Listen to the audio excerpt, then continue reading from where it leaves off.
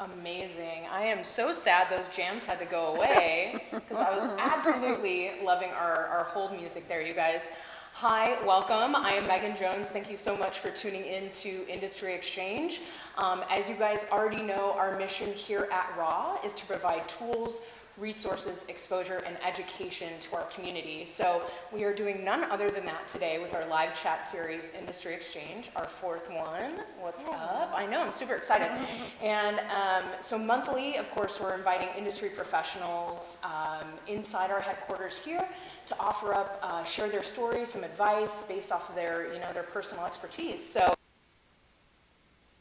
Shelli Margheritis here with me, Choreography Agent and Director of Education at MSA Agency. I won't even try to pronounce, what does the MSA stand for? The MSA, the M is McDonald, S is Selznick, and A is Associates. Okay. So the owners. Yes, so those are the owners. I would have screwed up the Selznick part, so thank you so much for doing that, and thank you so much for being here. Thank you for having me. I really appreciate it, and we are really excited. So I hope you dancers are all tuning in right now. You can, of course, learn more about Shelli at our website, shellimargheritis.com. Of course, you can check her out on Instagram. That's Shelli, SHELLI, MSA. And that's where you can find her on Instagram. So if you wouldn't mind sharing with our viewers a little bit about your background. How did you get into dance? Sure. Start there. I'm originally from Portland, Oregon, and I actually didn't start training in dance until I was about 9 years old. And for dancers, Is that late in the game? A little bit late for some reason. Okay. I had great training in Portland, Oregon, and I received a scholarship from a dance convention, one of the first in the industry, and I moved to Los Angeles at 18. So wow. It was a huge opportunity with someone that I just am so profoundly honored to have received a scholarship. That was through Joe Tremaine, who has been pinnacle in the dance industry. For all of those of you that are dancers, you know that name for sure. And I was moved to California at 18 and pursued my professional dance career fully at that point. Oh my goodness. So how was that coming to LA at 18 years old, like bright-eyed, bushy-tailed, It's a great question.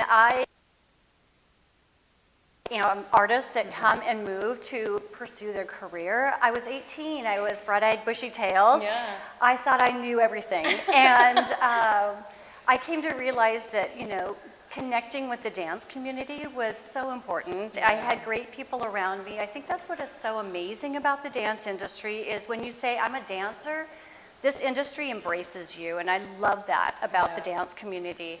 So moving to Los Angeles, to this big city, in this big pool of amazing dancers was a huge learning curve, one that I thought was extraordinary. I didn't know how long I'd be in the industry, and here I am decades later, still loving it and still doing looking it. not over a day, over 18 too, Yeah, right? thank you very much. She's a gorgeous woman, can we not tell? So what attracted you to dance? This is an amazing question because I feel that dance is something for me, it runs in my blood. And I've always used that reference that if you're truly a dancer, there's something in you that just loves it. Yeah. Regardless of the fact that there's a lot of training, and you hear from individuals that, the industry's really challenging and difficult, and how do I sustain myself as a professional and have an income and all those great things. Yeah. It was something that it made me happy. And I think one of the most poignant things about dance for me was that it was a new language that I could communicate and express myself the best way. And dancers express themselves best through their movement. And so it was a learning curve to use my voice in a way to communicate as well. And now you are using your voice in a different facet. So we're going to get into that in just a few moments. Yeah. So as a professional dancer, you've had this career expand, as you said, decades. What are some of your proudest achievements over that? Proud of a lot of the opportunity I had because I feel that I had a lot of great role models. So I had opportunity to perform in all facets that I wanted to be a part of, whether it was in commercials or film or television, live stage show, or working with artists. But your question specifically, what am I most proud of?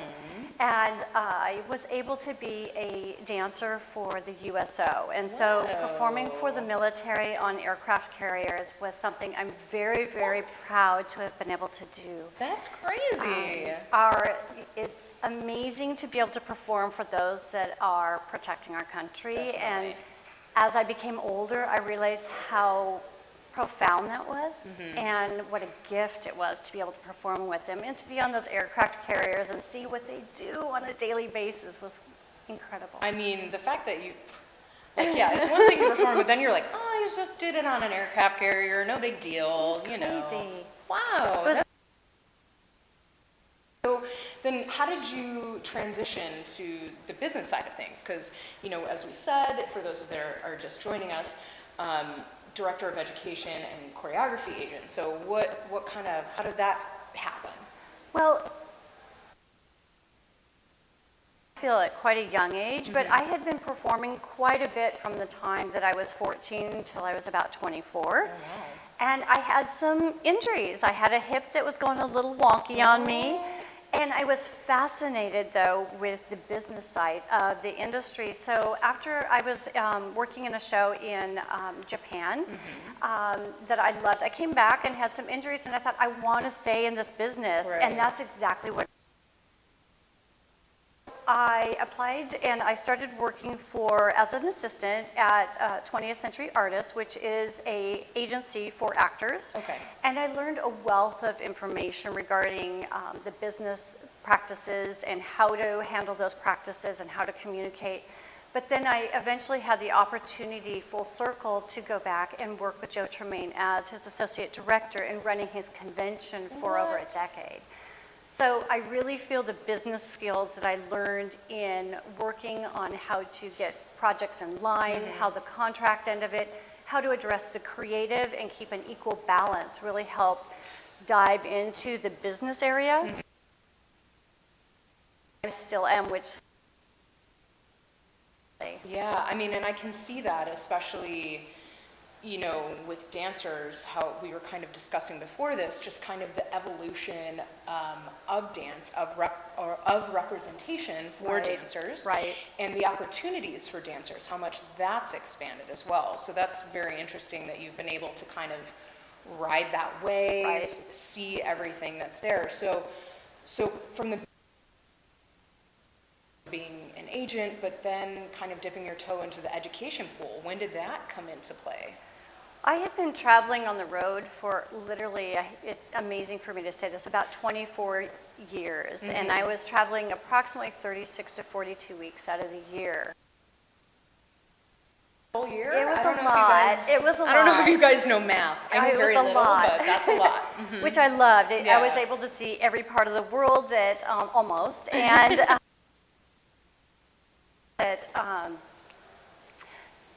it was really important to come off the road. And one of the things that there are so many amazing choreographers, and those choreographers have a wealth to give to what we need as the next generation for dancers to sustain the industry. So I knew coming off the road, I wanted to go back to being an agent, and I wanted to be an agent for dancers because that's where my heart lies. It runs in my blood. And so having the opportunity to be a part of MSA and developing a new area in the agency that is new, was historic. I felt that it was also really important that Julie McDonald and Tony Selznick are the owners of MSA, and Julie McDonald is the first dance agent in history.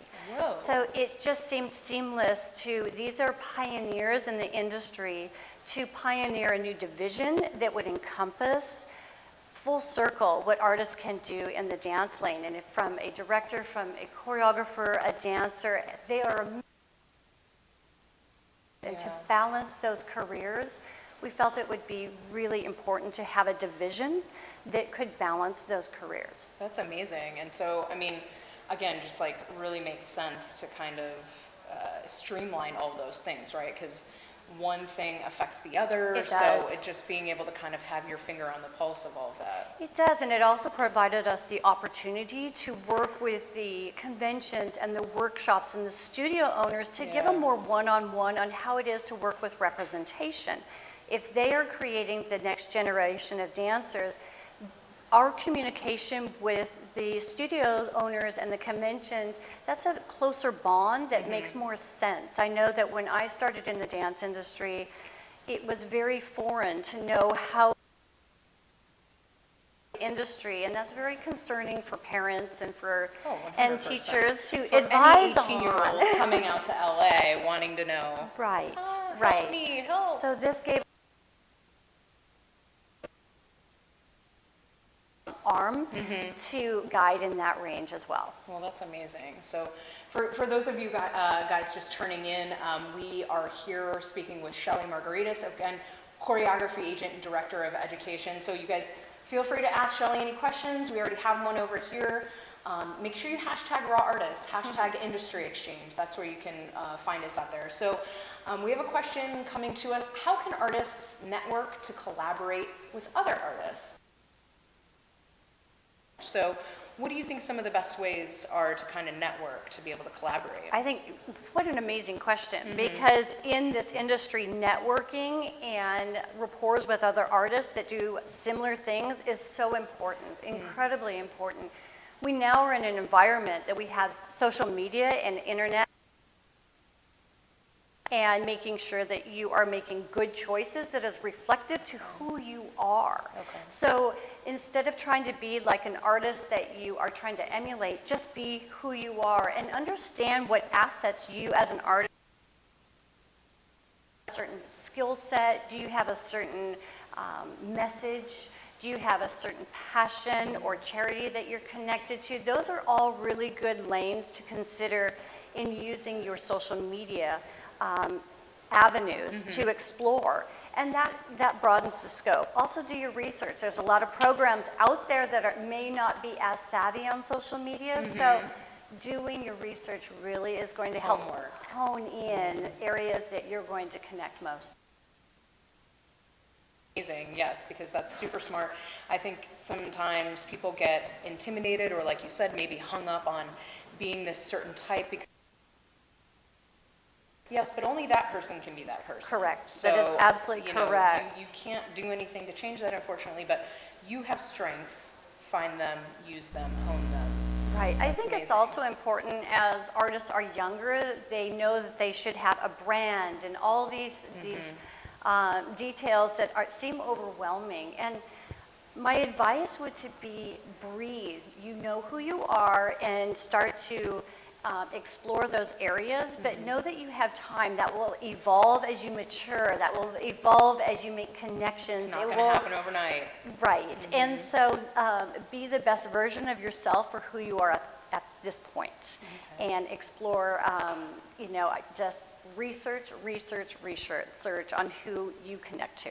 Okay, so homework is important, you guys. Do you hear this? This is over 35 years of experience telling you homework, do your research, read up on all that stuff. So what, research doing homework,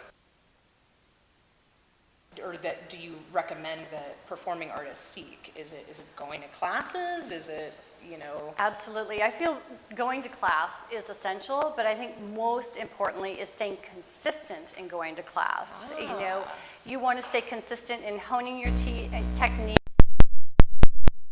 in those new areas and sustaining them. But it's also important to try other artists so that you just don't hone in on one particular choreographer that you may be diverse. You can still be loyal to your certain choreographers that you love and their style and technique. They're not cheating on you. But you're just expanding and being diverse, because if there is an opportunity for a job that you really want and that may need some other skill sets, then you're set ready for when that opportunity comes about. So, I'm not writing, tap jazz on my resume and not, actually knowing how to do it. I'm actually taking those classes. At least one, right? To get like the basics. Sure. No, just one. Just one tap class. Jump and into you got it. I think dancers are workers, and so don't be afraid to do the work. It doesn't happen overnight. If it does, great, you're walking it out. But try those other your training and technique, you're getting your base technique on as well. So stay loyal always, and that applies to not only your classes, but also stay loyal to the people around you. And I think it's a huge landscape. It's a small industry, although it feels really big, it really is quite small in those regards. Yeah, so make sure, you definitely have to, raise up those around you. I think that's something, we talk about here, especially everything affects, everything else, kind of the trickle effect. So making sure you kind of keep that. So we had another question. What are some effective ways that dancers or performers might be able to get their name out there? I'm sure there's not maybe a quick fix, but are there some things? Is it just getting involved and networking? Yeah, network within the community, network with those that you're interested in being a part of. That the lanes in which you're attached to, if it's a choreographer or a group of individuals that you want to be connected to, and don't be shy. There again, we speak through our bodies, so with dancers, start to learn how to speak through your voice. And that is let them know, hey, I love the work that you do. If there's any time and opportunity that I can assist you, or if I can come to one of your rehearsals, that lets them know, and it opens the door. It also lets them know that you're really interested in who they are, and that it just opens the opportunity there. Yeah, I think you never know. The worst they can do is say no, right? So you never know unless you ask. You never know unless you kind of, unfortunately, got to open your mouth. Yeah. Unless you are just there, maybe dancing in front of them, and they're just completely blown away. And the other thing I would suggest is make sure that you have materials that reflect you precisely. Write down a bio. I know it seems very difficult at times, I may not have a lot of things that I can write down. It's really a great way to acknowledge even to yourself of the accomplishments you've done, the training you've done, those you're inspired by, and also the goals and where you want to go. It's important for artists to recognize where their goals are and think high and express those to individuals so that, especially when you're considering representation, that's important when there's a conversation and an initial meeting to know what skill sets you have, where you would like to be, and where your goals are headed. So that's really great. You kind of pushed us into that next wave of, okay, I am a dancer, I have been at it, I have been networking. I just wrote my resume, Shelli, and man, I tell you what, all those years of Irish step dancing really paid off for me. Awesome. I did Irish step dance, guys. And now I'm ready to have an agent. Right. What might be the best steps I can take to do that? Well, you would definitely want to, a couple things. You'll want to either attend an open audition, and you can also submit generally directly from their website, which would be submitting in your bio, your resume, and a link of your work, and some images. And make sure your images are reflective of who you are and your style and all those great things. And once you have the opportunity to, and the third thing, not to be forgotten, that's really important, if you have someone that is really recognized in the industry and they can recommend you to the agency, that goes a long ways. It really does. Definitely. So we listen to those sorts of things, especially if it's a choreographer or a director or someone that is, hiring dancers on a consistent basis. Yeah. That's super important. But I think it's important to have your materials in place, but most importantly, if you have a meeting with representation, it's the communication. It's a team effort, so it's collectively working together to push your career where you are wanting it to go, right? Yeah, definitely. So it's making sure that you're having a communication of where your goal sets are, and that once you have an agent, you just don't wait for the phone to ring. It's ongoing work collectively to push you there, making sure you have the right photos, making sure you have your details up online on the casting network, so it gives your agent the best opportunity to connect those opportunities to the artist. And get that work for you. Yeah, you can't just sit back and say, oh, I have an agent now, so. I have an agent, but I don't have a resume or images that they can present. So those tools are really important. That's okay. Note to self. So we have some career advice that we're seeking for a choreographer here. Is it possible to break right into choreography with being a performer? So they are currently a performer, Right. and now want to break into choreography. Right. How easy is that? Well, anything is possible. Anything is possible. However, I would strongly encourage you to explore other areas as well, because those will help build your repertoire, and so that you will build you as a choreographer and the material of who you are and the material that you actually present. So it is possible, but you will certainly want to explore other areas within your training and working with other artists so that you have a full range of knowledge within choreography and where your movement in choreography best is applied. Okay, yeah, I mean, I can imagine, you know, if you're a hip hop dancer and then you just decide to go right into choreography, you know, of like, I don't know, modern, you know, dance, it's gonna be, you're gonna be like, what? Generally, they stay in the same genre. Yeah, for so sure, it's not but like a, everything is possible. There are some profound choreographers that is innately what they're born to do. So not every, you know, dancer is a great performer. Not every performer is a great individual that can choreograph. Yeah. So every artist is uniquely their own. So yeah, anything's possible. yeah, and that's something that, you know, you were kind of saying, is like you need to find your strength, and sometimes that's it. Sometimes, even though you think you're born to dance, really you're born to choreograph dance. And own who you really are. You know what attributes you bring to the table. Yeah. You know. Yeah. You know. So, this is a great question. How do you find funding to put on great performances? That's a really great question. I think it's an amazing question because I think that's a question that most individuals are asking because they want to put on great performances. Look, the industry has amazing performances, but we need more. You know, art is the greatest form to bring happiness and showing expression. So getting funding is tough, especially in our financial climate. It's really difficult. But I think the one thing about artists is that we're creative. So get creative on where you find your funding. You don't have to necessarily go through usual lanes. So, you know, there are many websites that help assist with funding. There are many scholarship programs. So again, it goes back to that research. And you know, as an artist, I would never want anyone to ever give up. So we keep pursuing and pushing forward. So be also relentless in your pursuit for funding. Yeah, I mean, and I know there's tons of, you know, even if it's Indiegogo or Kickstarter or anything like that, but yeah, you definitely mentioned websites where like scholarships or grant money or maybe something like that, you know, might be available. So definitely, excuse me, check that out. So we're talking about all the ways that artists can do things and do things the right way.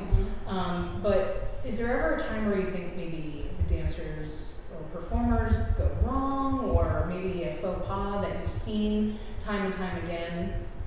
You know, I'm not one to ever focus on a negative aspect, but I feel that there are definitely areas that maybe if they could have done better because they're really good artists, but they just didn't hit the mark on it. I think at times when a dancer goes in for an audition, if they don't research, again, research is so important. You don't research and ask who is the choreographer on the audition. Do the research on the choreographer because that will help guide on their style, how they approach things. You're going to have a better feel of that. And also, don't be afraid to ask questions. Ask what is the project? Is this the right project for me? So going into an audition, I've seen choices, especially maybe what they've opted to wear, what they forgot to bring. The look they're going for a look that they think is supposed to happen instead of being truly who they are and having it apply to what the project is. So it just means really savvy on making better choices, and if you don't know, ask. There's always individuals that will help answer that. Again, this is an industry that will help guide. They really are trusting that. Yeah, no, I mean, definitely, any dancers that I follow, I mean, you don't know this yet, but my longtime dream has always been to be a backup dancer in a hip hop music video. Oh, that's awesome. But